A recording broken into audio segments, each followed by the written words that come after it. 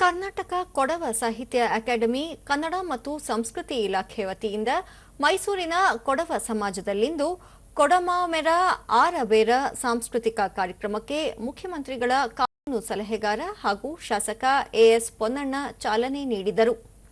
ಈ ವೇಳೆ ಕೊಡವ ಸಾಹಿತ್ಯ ಅಕಾಡೆಮಿ ಅಧ್ಯಕ್ಷ ಅಚ್ಚಿನಕಂಡ ಸಿ ಮಹೇಶ್ ನಾಚಯ್ಯ, ಕೊಡವ ಸಮಾಜದ ಮುಖಂಡರಾದ ಧರ್ಮಜ ಉತ್ತಪ್ಪ, ಪೊಜಂಡ ಎ ಗಣಪತಿ, ವಿಎನ್ ಮಲ್ಲಿಕಾರ್ಜುನ ಸ್ವಾಮಿ ಮತ್ತಿತರರು ಉಪಸ್ಥಿತರಿದ್ದರು.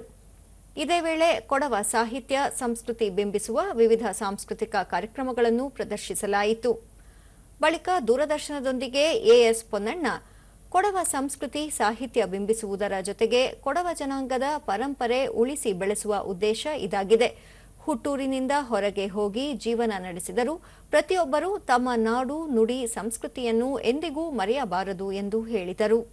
ಅದರಿಂದ ಈ ಒಂದು ಸಾಹಿತ್ಯದ ಮತ್ತು ನಮ್ಮ ಸಂಸ್ಕೃತಿಯ ಆಚಾರ ವಿಚಾರಗಳ ಬಗ್ಗೆ ಮೈಸೂರು ಬಹುಶಃ ಕೊಡಗಿನ ನಂತರ ಮೈಸೂರು ಬಹಳ ಸೂಕ್ತ ಮತ್ತು ಉತ್ತಮವಾದಂಥ ಸ್ಥಳ.